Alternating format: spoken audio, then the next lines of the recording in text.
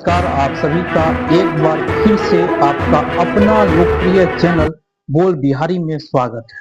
मैं आलोक भास्कर इस विशेष कार्यक्रम को लेकर आपके सामने हाजिर। बोल बिहारी के सभी दर्शकों को मेरा हाथ जोड़कर हार्दिक अभिनंदन है और आपसे आग्रह है कि इस कार्यक्रम को अंत तक जरूर देखें ताकि तेजी से बदल रही दुनिया से रूबरू हो सके। दरअसल आज के दौर में कहे तो खबर ही दुनिया है और हमारा चैनल इस सत्य को भली भांति समझता है कि आप खबर देखने के बाद संतुष्ट होकर बोले खबर सही है, इसलिए बोल बिहारी देखना जरूरी है। चलिए अब सीधे खबर की ओर रुख करते हैं।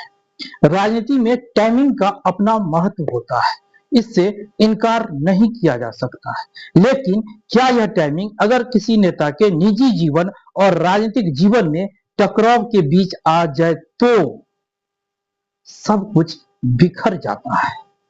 ठीक है, राजनीति की अपनी दिशा होती है, उसके अपने लक्ष्य होते हैं जिसको साधने के लिए कभी दूसरे तो कभी अपनों की भी घोर अनदेखी की जाती है, तब जाकर सत्ता की कुर्सी मिलती है। कहीं लालू के लाल तेज प्रताप यादव के मामले में यही तो नहीं हो रहा है। एक बेटे को सत्ता पर बिठाने के लिए कहीं दूसरे बेटे को साइड किया जा रहा है, या खुद एक भाई अपने राजनीतिक महत्वाकांक्षा के लिए बड़े भाई के निजी जीवन से पल्ला झाड़ रहा है। लेकिन सवाल उठता है कि क्या तेज प्रताप के निजी जीवन में हस्तक्षेप हो रहा है?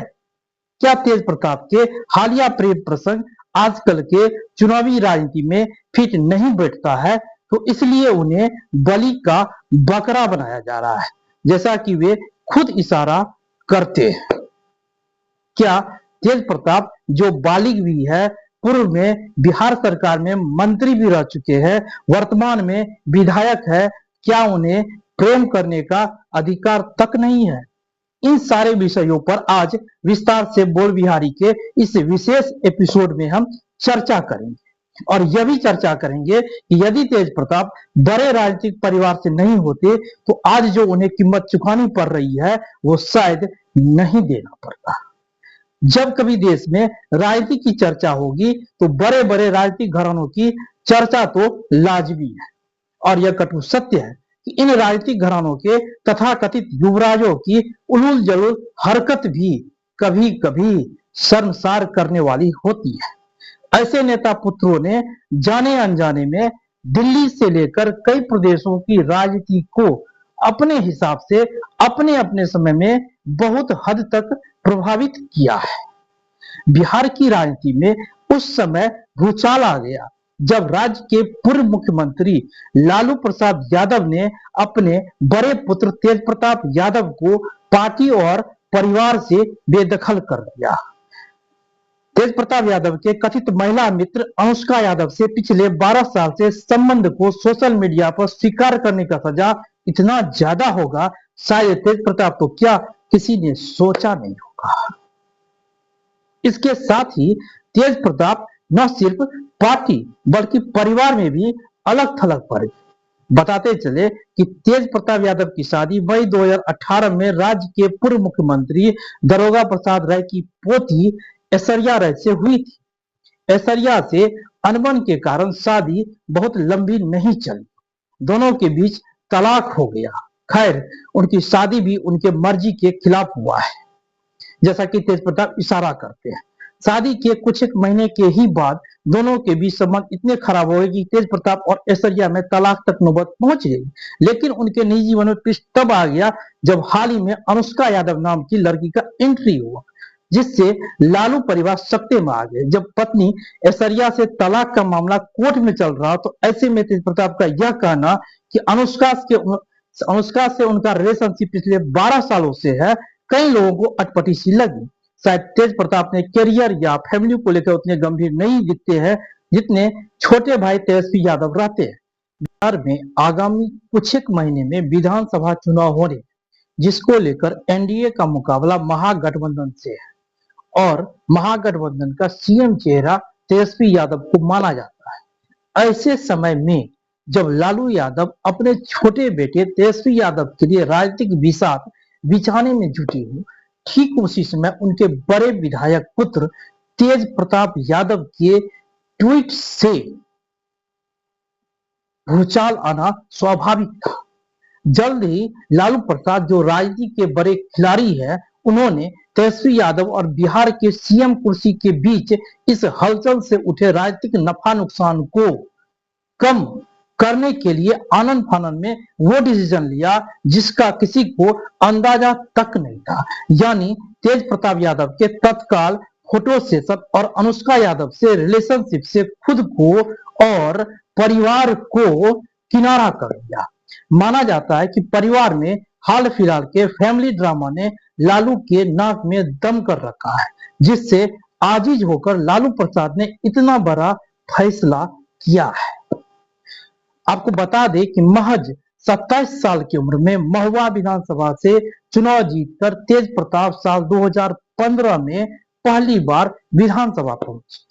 तब के राज्य में बदले राजनीतिक हालात में नीतीश कुमार एनडीए को छोड़कर महागठबंधन के साथ मिलकर सरकार बनाया था, जिसमें लालू के लाल तेज प्रताप यादव बिहार के स्वास्थ्य मंत्री भी बने, तो वही लालू के छोटे बेटे तेजस्वी यादव डिप्टी सीएम बनाए गए। माना जा रहा है कि यही से लालू प्रसाद यादव के उत्तराधिकार के तौर पर बड़े बेटे तेज प्रताप यादव की जगह छोटे बेटे तेजस्वी यादव को खुद लालू प्रसाद ने आगे बढ़ाया। हालांकि लालू परिवार हो या आरजेडी, हर जगह लालू का फरमान अंतिम माना जाता है। इसलिए अपने जीवित रहते ही लालू प्रसाद यादव ने पार्टी में राजनीतिक उत्तराधिकार के तौर पर सभी अटकलों पर विराम लगाते हुए साल 2015 में ही मीसा भारती और तेज प्रताप को साइड करते हुए तेजस्वी यादव को कमान सौंप दिया। खैर, अपने पिता की तरह ही तेज प्रताप यादव चुटिले अंदाज में विरोधियों पर प्रहार करते हैं, जिससे अक्सर लोग लालू से तुलना कर बैठते हैं और तेज प्रताप यादव खुद को सेकंड लालू भी कहते हैं। तेज प्रताप के शैक्षणिक करियर की बात करें तो वे 12वीं पास। वे महुआ विधानसभा चुनाव में हम पार्टी यानी हिंदुस्तानी अवामी मोर्चा के प्रत्याशी रविंदर राय को हराकर जीत हासिल की। तेज प्रताप स्वास्थ्य मंत्री के अलावा दिसंबर 2015 में पर्यावरण मंत्री की भी जिम्मेदारी संभाली। साल 2020 में तेज प्रताप ने विधानसभा चुनाव क्षेत्र बदल लिया। वे महुआ के बजाय हसनपुर विधानसभा से चुनकर आए और जहां उन्होंने राजकुमार राय को हराकर जीत हासिल किया। तेज प्रताप अलग अंदाज के धनी और जो दिल में आया वो बोलने के लिए जाने जाते हैं। लालू के ही स्टाइल में बोलने का अपना उनका अंदाज है। तेज प्रताप यादव के व्यक्तित्व को समझना हो तो उनके कई पहलू हैं। जैसे वे एक नेता के अलावा आध्यात्मिक भी है। वे कभी कृष्ण के भेष में तो कभी महादेव के अवतार में देखे जा सकते हैं, तो कभी बांसुरी बजाते दिख जाते हैं। उनके इस वेशभूषा से वे अपने समर्थकों के बीच चर्चा में रहते हैं। वे वृंदावन भी घूमने के लिए जाते हैं, इस्कॉन से भी जुड़े हैं। वे गर्व से खुद को यदुवंशी कहते हैं। इसके अलावा तेज प्रताप की राजनीति की बात की जाए तो उनका अपना अंदाज ए राजनीति है। जब कभी वे क्षेत्र में रहते हैं तो सीधे लालू प्रसाद से वीडियो पर लोगों को बात करा देते हैं, जो लोगों को काफी अच्छा लगता है। वही तेज प्रताप ने कभी आरएसएस को जवाब देने के लिए डीएसएस यानी धर्मनिरपेक्ष सेवक संघ का स्थापना किया, जो चर्चा का एक समय विषय भी बना। उन्होंने इस लालू और राबड़ी मोर्चा का गठन करके आरजेडी के उम्मीदवार को भी 2019 में हराने का काम किया। कहा जाता है कि उन्होंने यह कदम इसलिए उठाया जब उनके समर्थकों को टिकट बंटवारे में लोकसभा चुनाव में जगह नहीं मिली। तेज प्रताप यादव पायलट भी होने का दावा करते हैं। उन्होंने बिहार फ्लाइंग इंस्टीट्यूट से पास भी किया है। हवाई जहाज उड़ाने की चाह भी रखते हैं। ऑपरेशन सिंदूर के दौरान वे फाइटर प्लेन चलाने के लिए पीएम मोदी से अपील भी करते देखे गए। हालांकि परिवार और पार्टी से अलग होने के बाद बदले हुए माहौल में तेजस्वी यादव काफी मजे हुए राजनीतिक की तरह हर सवाल का जवाब देते हैं। एनडीए के लालू राबड़ी सरकार को जंगल राज के जवाब में नीतीश के शासनकाल को तेज प्रताप असुर राज कहते हैं। उनका खुलकर बोलने का अंदाज है।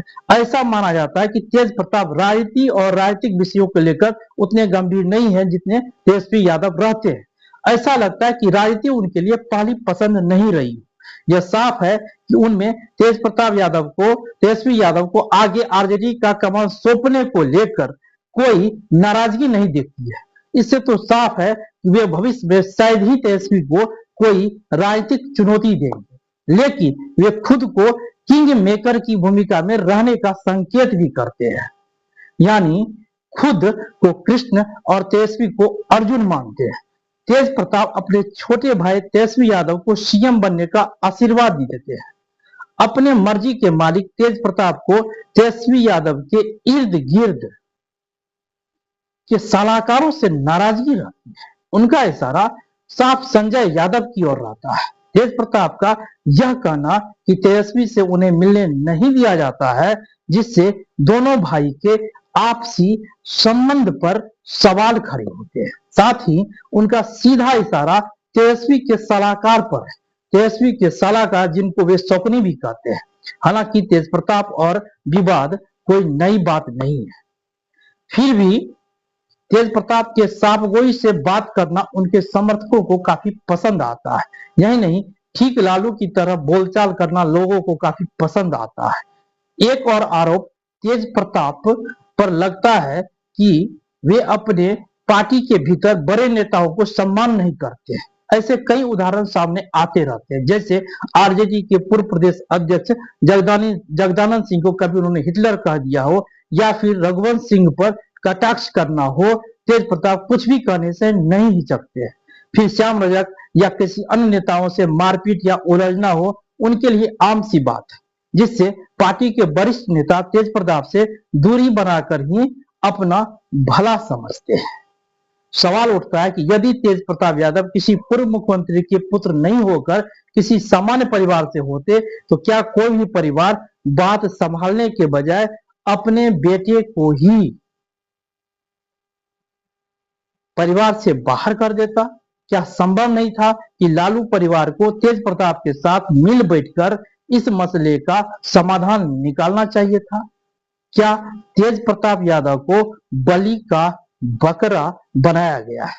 आप सभी से गुजारिश है कि हमारे चैनल बोल बिहारी को सब्सक्राइब जरूर करें, ताकि खबर सबसे पहले आपको प्राप्त हो। शुभ रात्रि।